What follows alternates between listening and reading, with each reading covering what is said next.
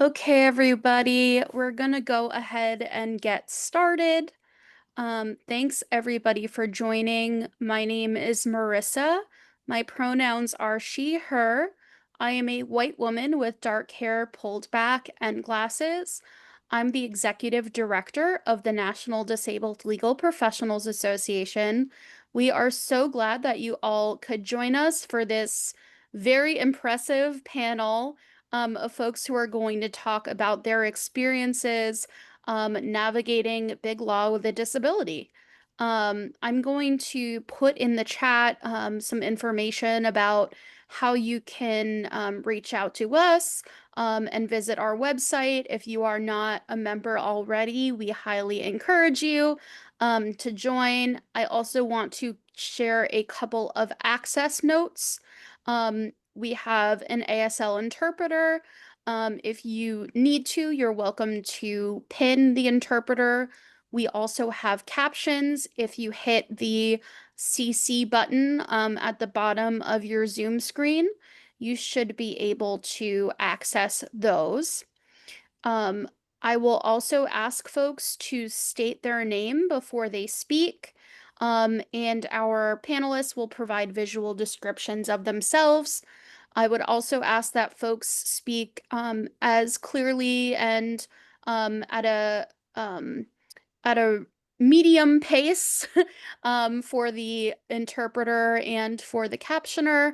And I would lastly ask that folks who are not on the panel stay video off for the recording and for access. And with that, I will kick it to our fabulous moderator, Michael. Take it away. Thank you, Marissa. Good evening, everyone. My name is Michael Sabella. I go by he, him pronouns. I am white with brown hair. I'm wearing a blue and white gingham style shirt, and I'm wearing glasses. Thank you again to Marissa and NDLPA for all the work in organizing and coordinating this program. Also, thank you to our captioner and our ASL interpreter. By way of background, I'm hard of hearing. I already mentioned my glasses. I'm counsel at BakerHostetler in the Restructuring and Bankruptcy Group, and now also the incoming chair of the firm's Disability Affinity Group. I'm a current at-large member of the American Bar Association Business Law Section's Diversity Board. I'm an inaugural member of the PLI Diversity Council, and a few other things, which we don't have to get into now. I'd like to introduce our panelists by name, and they can all provide introductions for themselves. Whitley Horning, Syed Rizvi, Rose Collins, and Derek Manners. Whitley, would you please go first? Absolutely. Thank you so much, Michael. Hi all, I'm Whitley Horning. I'm a transactional associate at WilmerHale. My pronouns are she, her. I'm a white woman with long blonde curly hair, and I'm wearing a green and white gingham bubble dress. I grew up in rural Kentucky, a bit outside of what is technically considered Appalachia, but I do speak with a bit of a mix of Appalachian twang and Southern drawl, despite the fact I do code switch quite a bit currently. So if the pace of my speech or my pronunciation of certain words throughout this panel are a bit difficult to decipher, I apologize in advance. I'm going to do the best I can to speak slowly. So how I got to where I am today. I went, sorry, Michael, just to clear, do you want us to go ahead and go into that? Yeah, I'm going to introduce themselves first, and then we'll jump into the stories. Okay, perfect. Syed?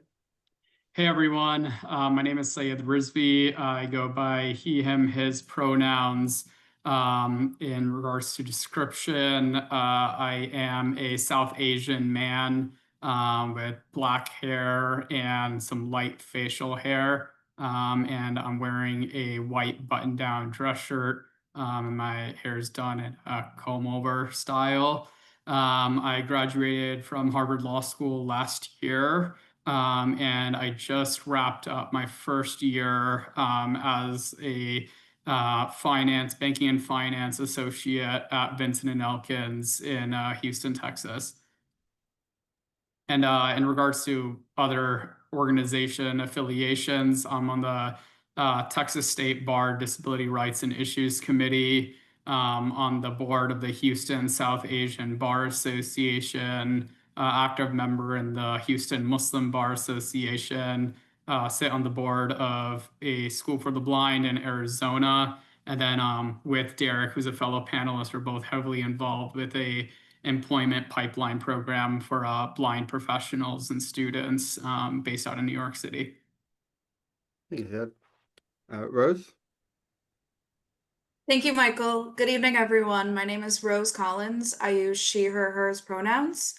I am currently a litigation and investigations associate at Hinckley Allen, notably not a big law firm. I lateraled there about a year ago from Nelson Mullins, which is a big law firm based in North Carolina. I'm located in Boston. I am part of the Boston University Law School class of 2022. And I currently, along with all that, the job stuff, I also serve as the secretary of the Massachusetts LGBTQ Bar Association. And my image, sorry. And I also am a white woman with dark blonde, light brown, long hair. It's a debate in my group of friends. I'm wearing a pink blouse and my hair is straight, long. Thank you, Rose. Derek? Hi, everyone. I am a senior associate in the Washington, D.C. office of Dechert LLP. I primarily focus on securities regulation, and I won't bore you with more specifics than that unless you ask. I go by he, him, his pronouns. I'm wearing a blue polo shirt because it's late and I knew I was going to be in the office a long time. Didn't want to be more dressy than that. I am an albino, so I have starkly white hair with a short beard and I don't know, a normal haircut. And great to be here. Thank you, Derek.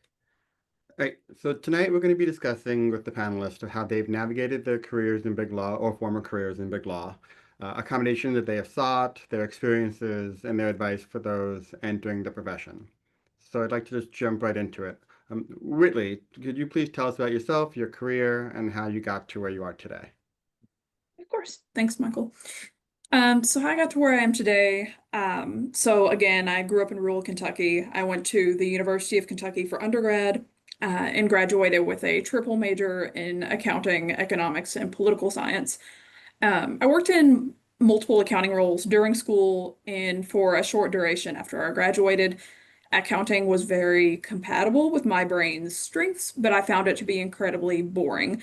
It seemed like there was a ceiling to my learning in that area that I was going to hit fairly quickly. A lot of the practice of financial accounting is just doing the same thing over and over again, and the salary growth in that profession has plateaued quite a bit. So I pondered what I could do with that mix of interest I had discovered in undergrad, and I landed on law school. So I do not have the very cute, I have wanted to be a lawyer since I was 10 story. In fact, I really never had a dream to be a lawyer at all. Um, Being a very traumatized kid in rural Kentucky who grew up in a really awful situation and desperately wanted to be financially independent so that I never felt stuck in something like that again, motivated me in school more than anything else. And as tough as law school is, particularly for many disabled people for whom the standard law school model is certainly not designed for, big law is arguably one of the most simple and straightforward paths to achieving that. So I went to Boston University for my law degree, as well as an LLM in tax. I worked full time throughout all 3 years of law school, first in the accounting department and then in the legal department of a biotechnology company here in Boston. If you're familiar with traditional big law recruiting, you know that means I missed out on the typical path into big law, which is securing a summer associate position for the summer after your 2L year. So I was very fortunate to have been able to secure an entry-level associate position here at WilmerHale as a 3L. Of course, particularly lucky to have been able to overcome the barriers that exist for me as a disabled queer woman from a lower class socioeconomic upbringing in the rural South, but also still would have been lucky in general, even without those things in the picture, because 3L hiring in big law is incredibly rare most cycles. So I began working in the transactional department at WilmerHale the fall following my graduation from law school. I've been there for about 2 years now. These days, I predominantly work on capital markets transactions, which I think is probably at least partially a product of the fact that an accounting background is especially useful in that area. But I also work on mergers and acquisitions and emerging company and venture capital deals. Thank you, Lily. Impressive. Syed?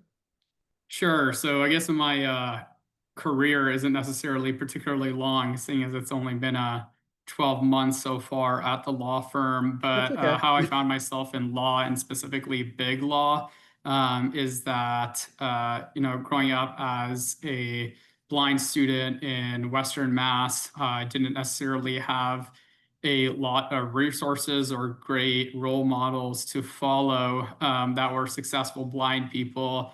And the blind community overall faces around a 75% unemployment rate.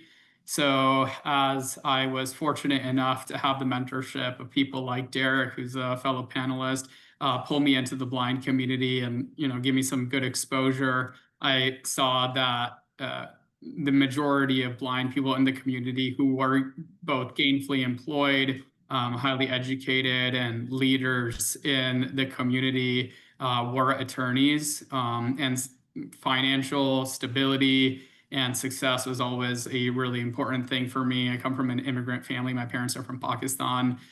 So it was always something that was really heavily emphasized ever since I was a kid, of achieving stability and prosperity. And again, like in light of the 75% unemployment rate in the blind community, big law seemed to be, the best path to be able to achieve that stability and prosperity. That's great. Thank you. Rose? So I grew up in upstate New York, and I went to college in DC at George Washington University, studied political science down there. It is very expensive, so I got out of there as fast as I could. No offense, Derek. And I then went to Boston University School of Law for my law degree, graduated after spending half of my law degree online during the pandemic. And I was a pandemic OCI hire, so I was hired on a delayed schedule. We had our OCI in the winter of 2021, which worked out well because I didn't know how bad my student loan balance would be until that point in law school. And so I went through OCI recruiting and I got hired at Nelson Mullins, where I was a summer associate. And then I stayed on there 2 years after I passed the bar exam in Massachusetts. And I primarily focused in insurance defense and employment litigation and investigations. And then after 2 years, I lateraled over to Hinckley Allen, where our opposing counsel likes to call us big law, but we're really not. We're mid law, like 150 attorneys. But so that's how I got to where I am today. So I can speak to the time in big law, and I can also speak to the exit pipeline and opportunities out of big law as well. Not to divert the conversation, though. No, I think it's a very interesting part of the conversation, so nothing being diverted here. Derek, if you don't mind. Well, it's funny. I just noticed a lot of similarities, so I'm going to point them out as I sort of talk about my story and sort of the other panelists. So, like, I grew up, like Whitley, I grew up in rural Oklahoma, very poor background. My parents were high school sweethearts, and they had me at 18. So not a lot of money growing up. Because of that, I wanted to have financial stability. I also did high school debate, and so I kind of knew I wanted to be a lawyer from the beginning. I took a sort of windy path to get there. After starting my freshman year in undergrad at the University of Oklahoma, I got really bored and was inspired by the Obama campaign, and so I worked on the Obama campaign for a couple of years. After that, I met my partner while working on the Obama campaign.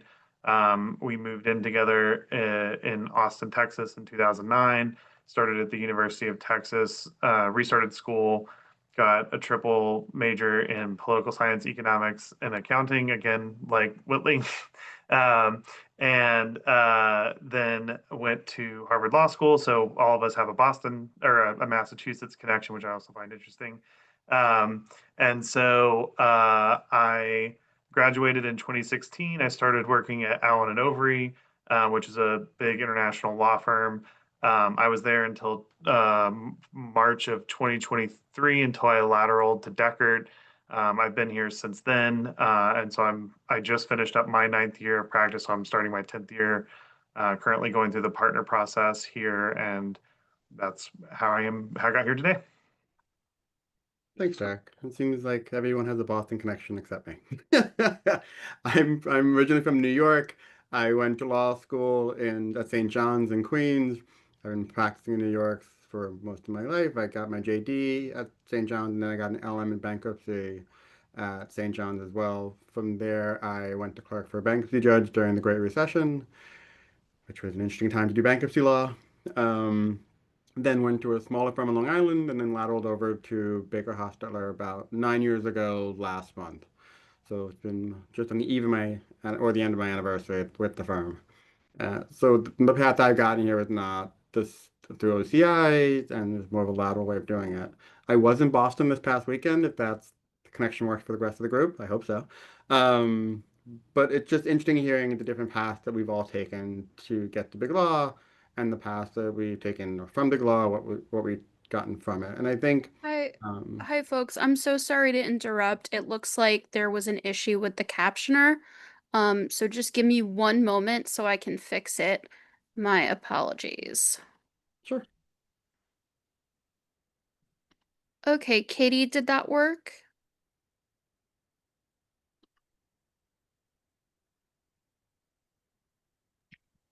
Yes, I see it. Let me go ahead. Unfortunately, I am going to have to restart because with our system, I have to restart to be able to put the caption link back in.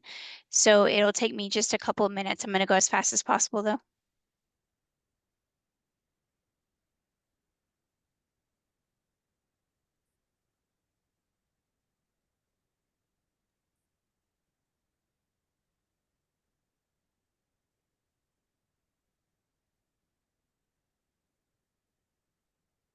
Um, did we lose Rose? It looks like we may have. I think we lost Rose.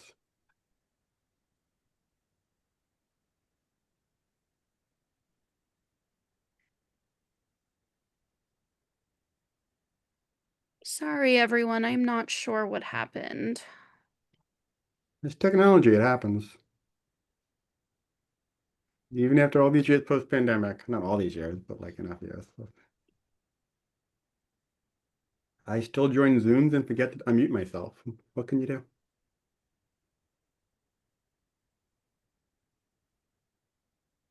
Like it always happens, especially when you're on big calls like this. Oh, of course, it has to. It's only appropriate.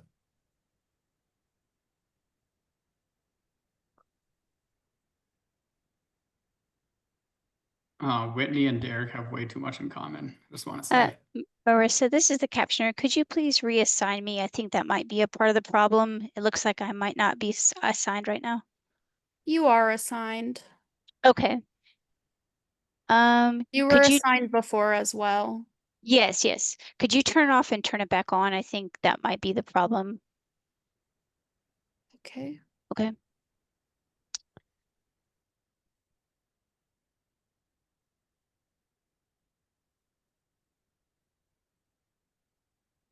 Okay, perfect. Yeah, on my end, it wasn't showing up, so just one moment here.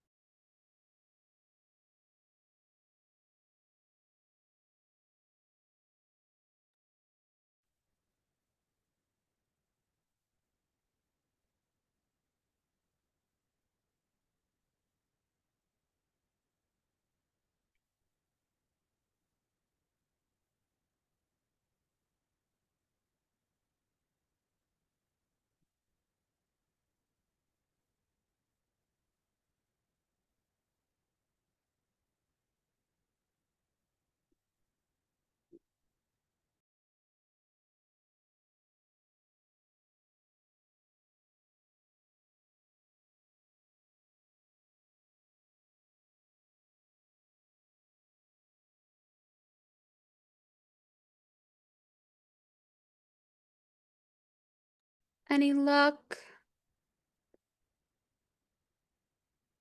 I'm trying again, but for some reason, I don't know what happened. It broke in the middle of the session and then it is not wanting to turn back on for some reason.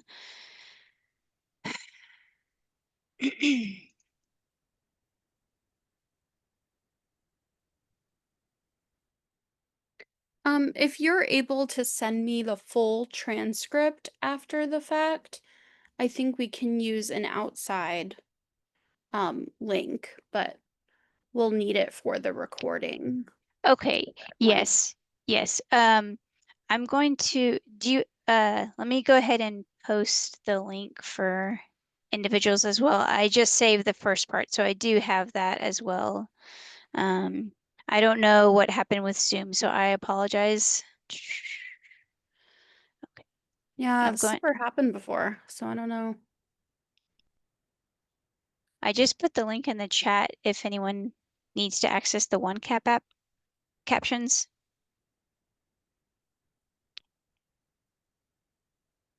For live captioning. And it may be useful to go ahead and turn off auto or assigned captions for the moment. Okay. Okay. All right, I think we can go ahead and get started again. Okay. Sorry for the technical difficulties, everyone. All right, we'll jump back in. Derek, could you please talk a little bit about how your disability influences the work that you do? Yeah.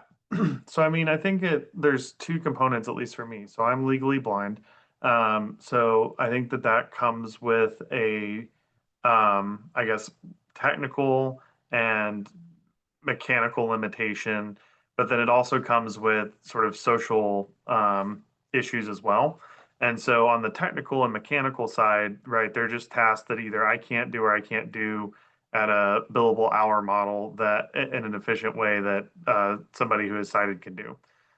When I was more junior, that meant that I often relied on staff and family members and other things to help me with certain things like handwritten notes or other sort of inaccessible PDFs or things like that.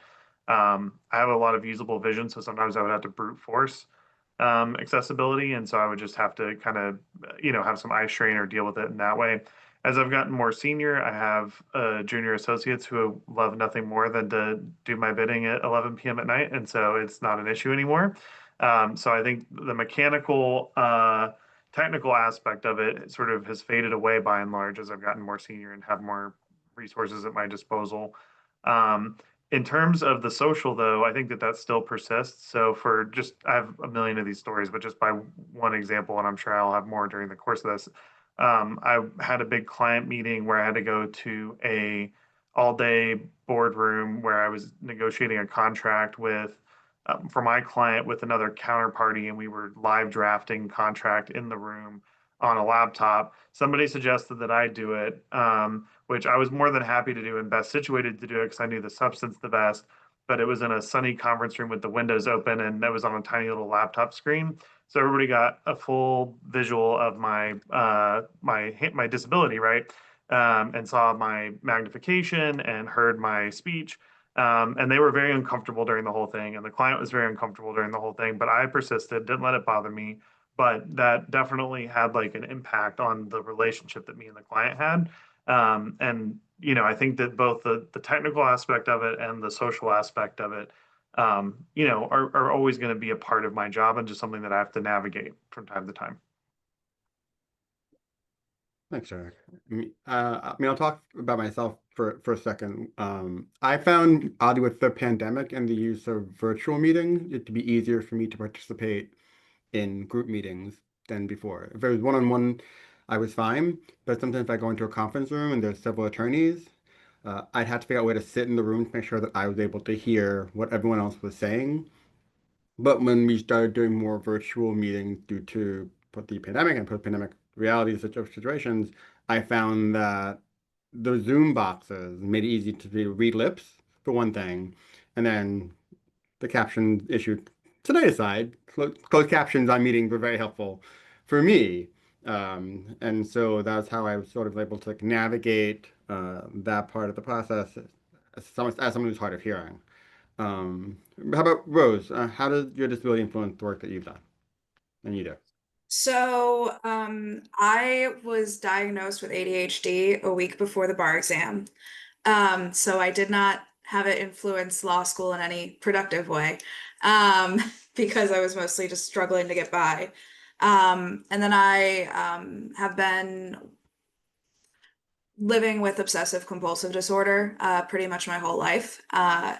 And so for me, the ADHD came up a lot in my work in terms of I had a period where I was unmedicated while I was working in big law.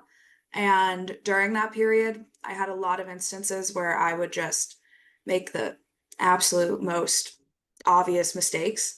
I remember on the day that I passed the bar exam, I got an email from my boss that said, "You forgot to put the parties' names in the case caption in the document you just filed in court." And I literally wanted to crawl in a hole. Um, and that was kind of the impetus for me to start medication. But after that point, I found that one of the great things about my ADHD is I can hyper focus like nobody's business. So I can sit at my desk for 8 hours straight, whether my medical professionals think it's healthy or not. I can sit at my desk for 8 hours straight and work. And I actually found that to be a huge benefit just because I have spurts of attention where I'm either not able to focus at all, but when I can focus, I'm never stopping.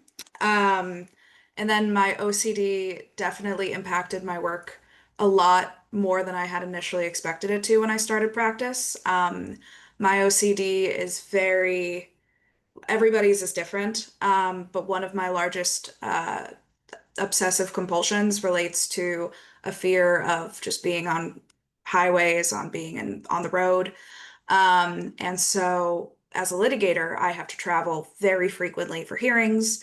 And so that was one part of my job that was very difficult to navigate. And I actually did end up seeking accommodations for that, and I can talk to that a little later. But that aspect of my OCD, as well as a need to consistently check over my work, especially since the ADHD makes me make really, really just obvious mistakes. Because of my OCD, most of the times I'm submitting something, especially now that I'm medicated, I'm checking it 3, 4 times before it goes anywhere. That includes client emails, includes all the things that I'm filing, which means now I've become everybody's go-to site checker in my firm because nobody is more meticulous over if those commas are italicized than I am. Um, so, pros and cons. You can check my work if you like. We'll say. Syed. Sure. So I guess to talk about something other than the challenges that it presents, in a way, it complements my work because certain tasks were so inherently visual. For example, making sure that clients actually signed signature pages where they were supposed to sign, and that all the signature pages for like a big deal or transaction are actually properly executed with wet ink rather than signed with like a PDF pen and then printed out and sent to us. All these kind of like arbitrary visual things that a lot of first year associates do. I think I was brought in much earlier into substantive conversations.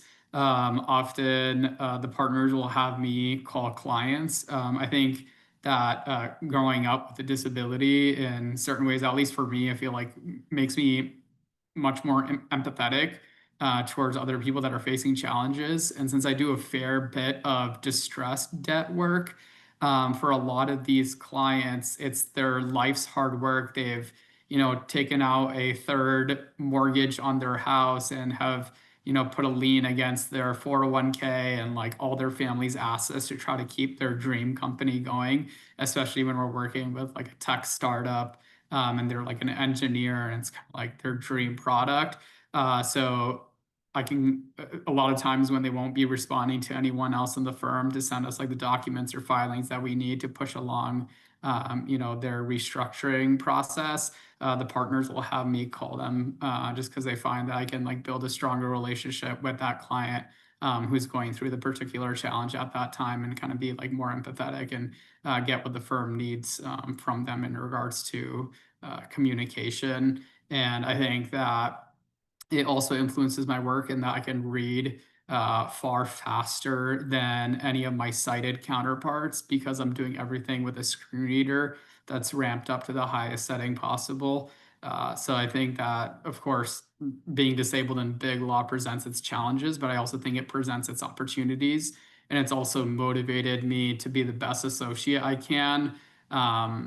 I think a really big thing in big law is responsiveness. So even just sleeping with my work phone and my work laptop, so I can wake up the second an email comes in, the second a partner, is calling. If we're working with a client that's in the Middle East and they're calling in the middle of the night, I'll be the first one to respond. So I think that, it can be a motivating factor to really outshine your peers and provide, substantive work and complement your practice overall. Yeah. I think that's really cool how both you and Rose, you have examples of how your disabilities actually enhance the work that you've done and the work that you do. And there's a good contrast from sometimes the usual story about how it can be a barrier for lawyers for practicing. So A, kudos, but two, or B, that's really impressive. Whitley, please. Thank you. So just to lay the foundation to my answer here, as I mentioned when introducing myself and my journey, I grew up in very traumatic circumstances. So many of my disabilities were therefore at least partially caused by complex trauma. Because of the close connection between trauma and disability, which have a bit of a circular relationship in many ways, because of the fact trauma predisposes people to becoming disabled, but then navigating ableism is then, in fact, a traumatic experience in itself. I just want to note that I can't answer this in a way that cleanly separates how disability impacts my work from how trauma impacts my work, and it would be like a false distinction if I did. So I just want to make that clear to start with. My disabilities are predominantly psychiatric. I am bipolar and I have CPTSD, as well as other psychiatric disorders that I've chosen not to disclose in work-related context yet, due to the particularly high levels of stigma involved. I also meet criteria for ADHD and autism, but I cannot be formally diagnosed with those because of the fact complex trauma can basically cause all of those criteria. And I experienced trauma from the time I was born, so it's not really possible to determine whether I would have met those criteria as a child in the absence of trauma, which is required in order to diagnose those conditions.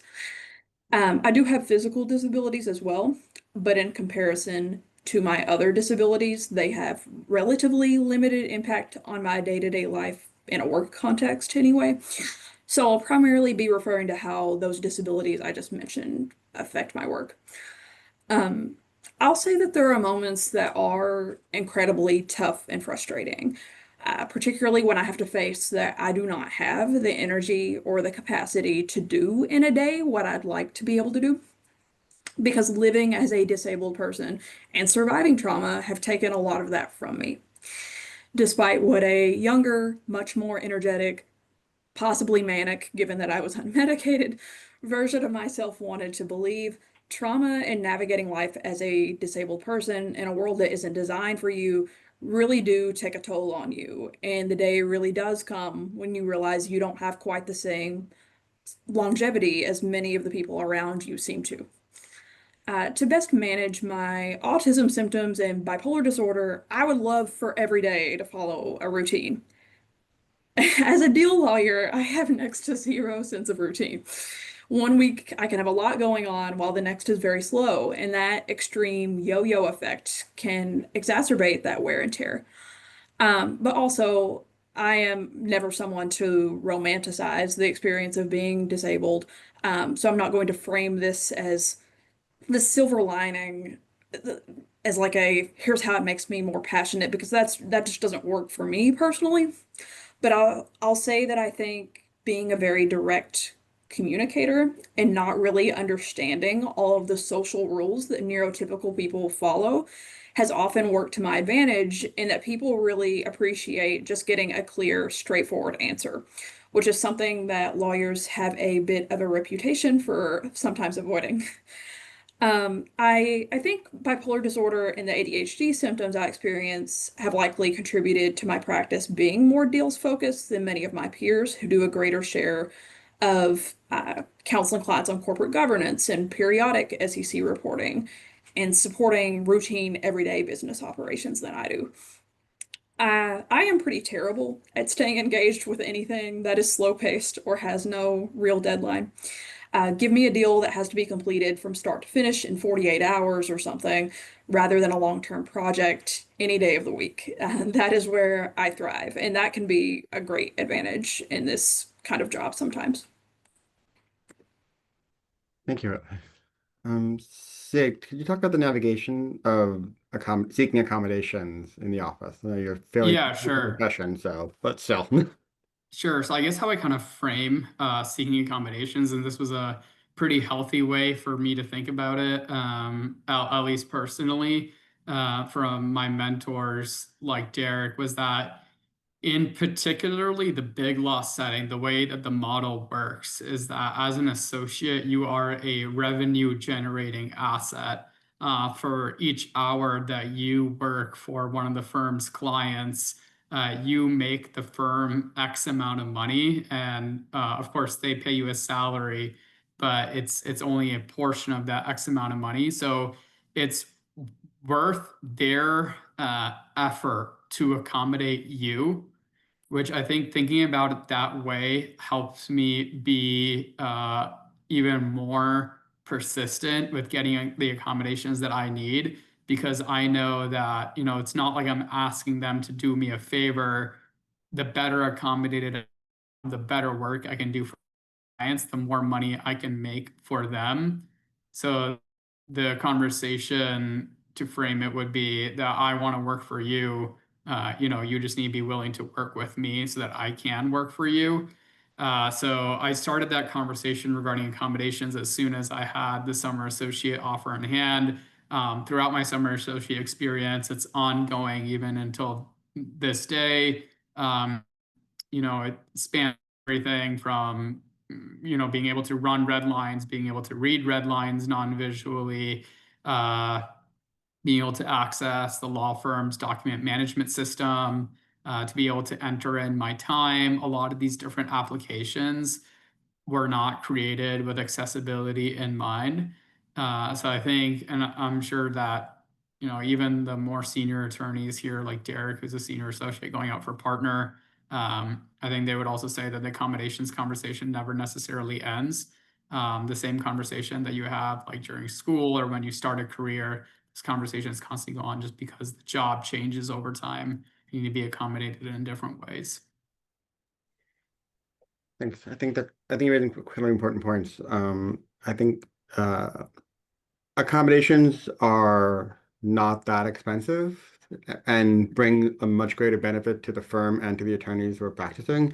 As you noted, Big Law is a for-profit enterprise. The goal is for associates to bill and also counsel and partners to bill and to make money for the firm. And providing accommodations to attorneys that need those accommodations only enhances the ability of them to do the work and then to bill and to make more money. So a small investment in them for an accommodation could pay off in a larger revenue generator down the line. Rose, what is your experience with navigating the accommodation process? So I'll caveat by kind of speaking to some of what Whitley mentioned earlier. There's a two-level process with requesting accommodations with a psychiatric disability. The first biggest part was getting over the internalized ableism that I had myself with my disability. I think, especially because there are some states, at least when I started law school, that you legally could not practice in with OCD. I think it's different now. But there was a huge level of fear of admitting to anybody in my employer's office that I had OCD. especially because, it's one of those disabilities that people like to use as an adjective.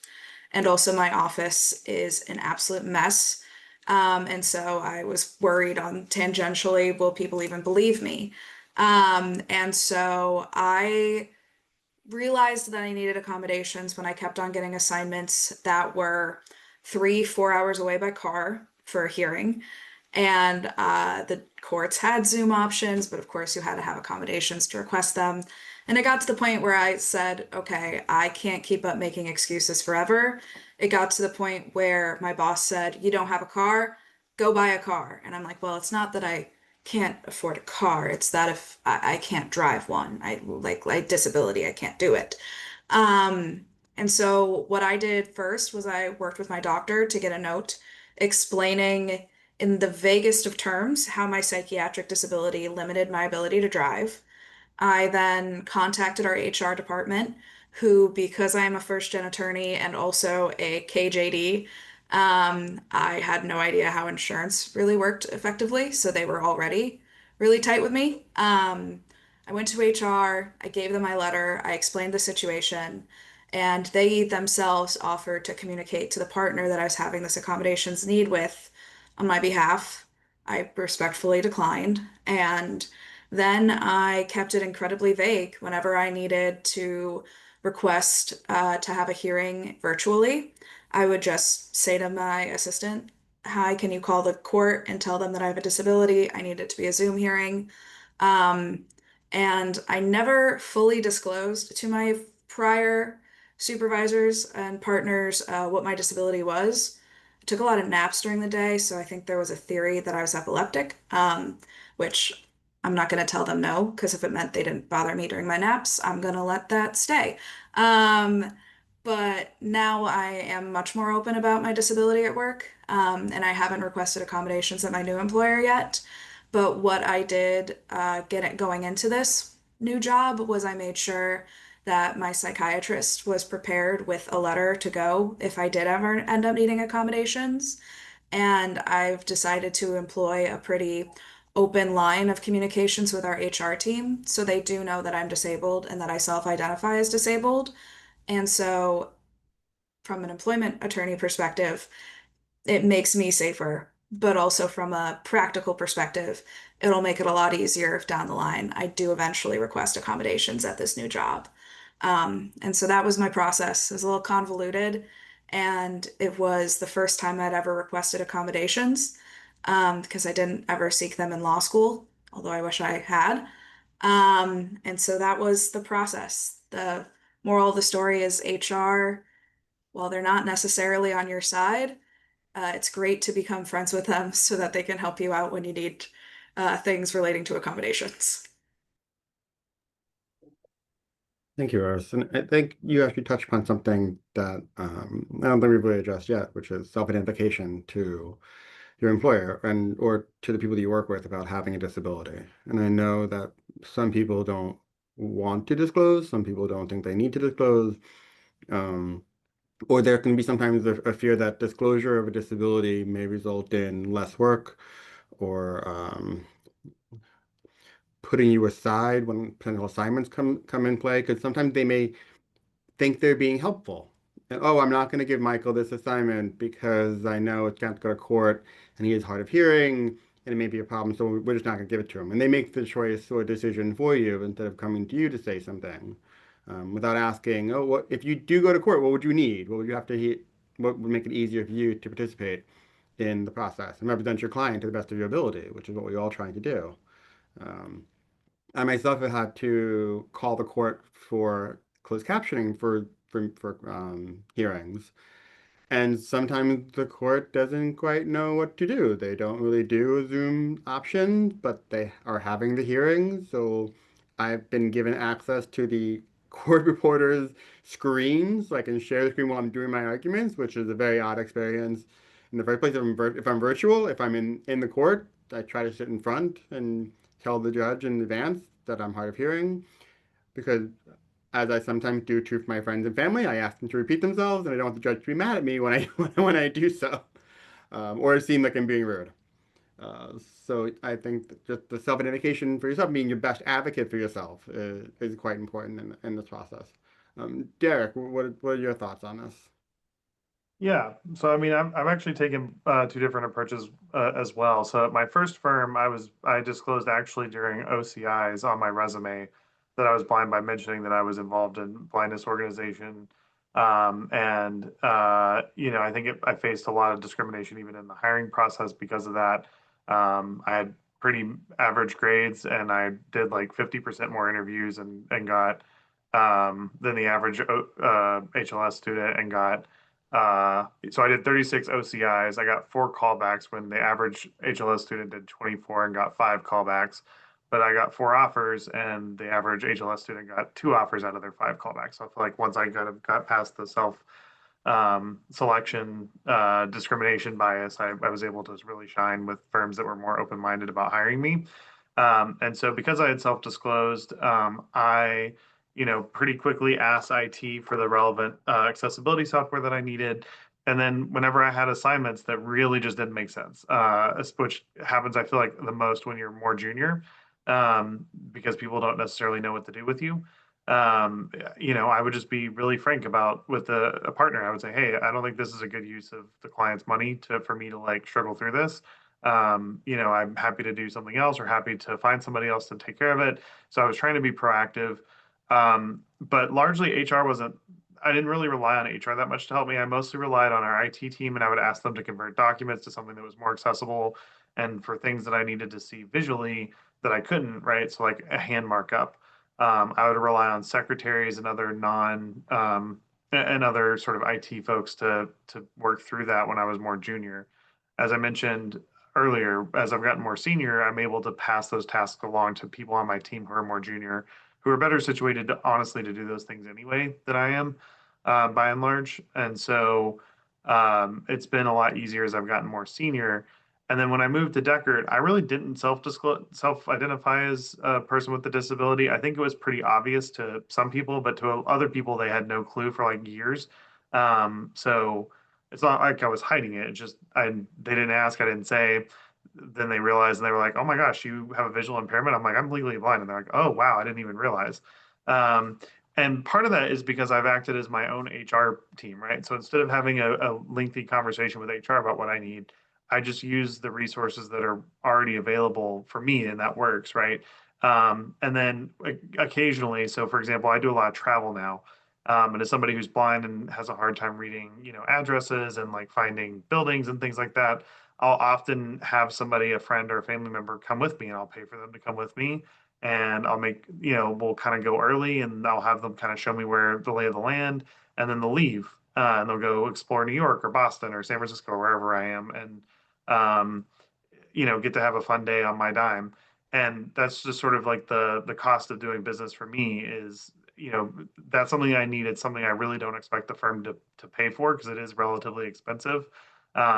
But I will, if I have a hotel room already, my dad doesn't mind sharing, like a room with me and getting a free trip to New York. So I often will hit him up to come with me when I have to travel to New York and go to a new place that I haven't been. And so I think just being really proactive and communicating with your team, both up and down, and then sort of being a problem solver and sort of because only you know best what you need. And other people, even though they want to be helpful, oftentimes don't really know what you need unless you can communicate it, I've found. So I try to do a lot of the problem solving on my own. Thanks, Derek. And just knowing for everyone that we have 8 minutes left, so I may skip through some of the questions that we have, just FYI, as we're going. Whitley, please tell us what you're about your choice.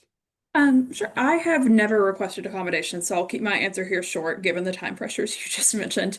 But I will say that something that might be helpful for people to keep in mind when considering whether to ask for accommodations. I personally made the decision to adapt the best that I can and to come up with my own strategies for how to manage aspects of the job that aren't well suited for my disability.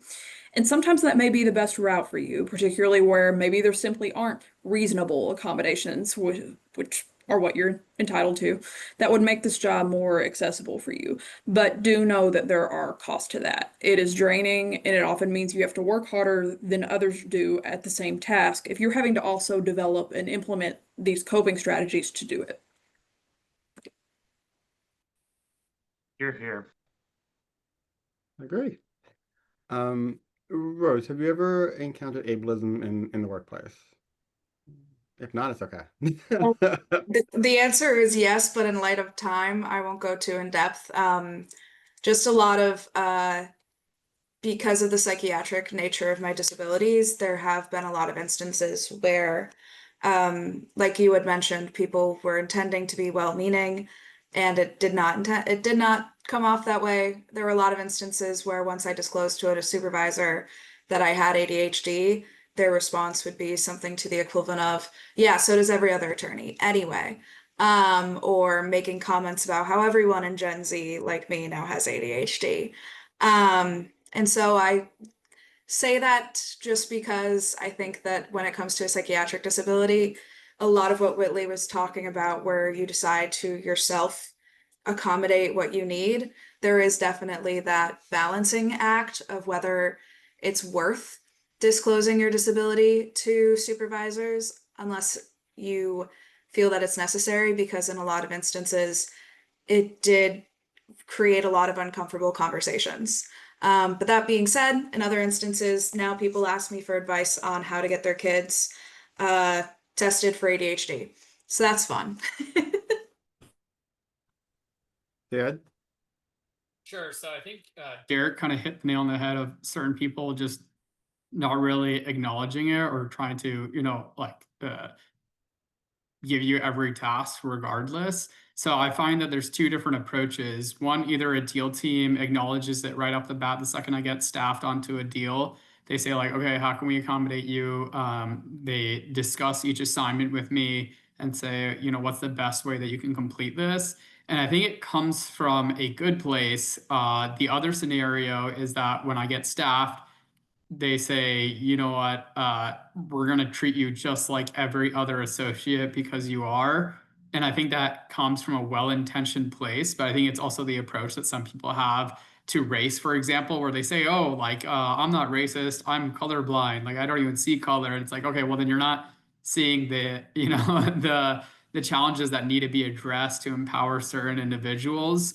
So with that, with the latter situation, I find that I have to communicate much more directly, which can be uncomfortable, especially as a first year associate.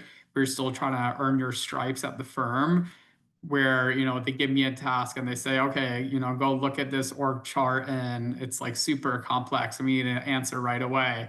And we're going to treat the blind associate just like we treat every other associate because we're so equitable and inclusive. And then you hit the brakes a little bit. You'll be like, okay, you know what, I can absolutely do this task. I'm just going to have to call like a paralegal or a professional assistant at our firm to have them help describe this org chart to me. There might be a little bit of turnaround time with that. So just, want you to be aware of that. So I think, the latter just requires much more direct communication. So we're gonna jump a little bit because we only have 3 minutes left. Derek, what advice do you have for legal professionals, disabled legal professionals entering the workforce? Big law, small law, whatever. I think everybody's kind of hit this on the head to some degree, but I think one thing is just know that you're going to have to work really hard because you are sort of playing in some respects at a disadvantage. There are things that are advantageous too about disabilities, and I think everybody on this panel has mentioned things about their disability that also impacts their work in a positive way. But just know that you're going to have to work really hard. And the other big thing is just communicate when it's appropriate and in ways that are appropriate. You shouldn't feel ashamed to ask for help or to get help, even if it's not from your employers, but from your family and friends. And it's sort of a collective effort. Nobody can do this alone. Whitley, what advice do you have? Sure. First, I would say this to anyone considering big law, but it's especially important for disabled folks. I encourage everyone to get an understanding of what big law entails and to be true to themselves and their health and decide if it's right for them. There are ways you can carve paths within big law to work with your strengths and boundaries. For example, litigation tends to allow folks to predict what's to come in the weeks or months ahead, much more than transactional work does. But to my knowledge, it's pretty much impossible to carve away out of the fact that there is a bit of a culture of constant availability in big law and the fact that the entire model was based on clients paying for your time. I'm very fortunate to be somewhere where I'm not living the stories you hear about people sleeping under their desk or being screamed at by partners, but the reality is always going to be that I'm paid to be available and to provide client service and to bill for that work as efficiently as I can. Right now, I can make that work for me, but it's a question I had to think carefully on, and I'd encourage others to do the same. Big law is a wonderful opportunity, and it completely changed the trajectory of my life, which statistically should not have had the standard of living I now enjoy in the cards at all. But it is not the be all and end all of the practice of law, and it's perfectly okay to decide it's not for you. Thank you, Whitley. I know we have a minute left, so if there are any questions, please put them in the chat box or come off Zoom. And again, apologies for the technical issue that we had earlier. A piece of unsolicited advice is find Please. mentors. I think, especially in American culture, we're just so hyper individualistic. A lot of times as disabled people, we feel like we're going through this journey completely by ourselves. And it's rare that we come across spaces like this space on a day-to-day basis. So I think finding mentors can be hugely empowering and really helpful, especially more efficient so you don't have to reinvent the wheel. This is Marissa. On that note, I do want to remind folks about our mentorship program. So if folks are interested in signing up to be mentors or want a mentor, please feel free to visit our website, ndlpa.org, and you can sign up for the mentorship program there. But thank you so much to all of our panelists, to our interpreter, to our captioner, and for everybody who's here today making time in your day for us. If you have any questions, again, please feel free to reach out to info@ndlpa.org. And thank you so much and have a great night. Take care, all. Thanks, everyone. Have a good night. Bye, everyone.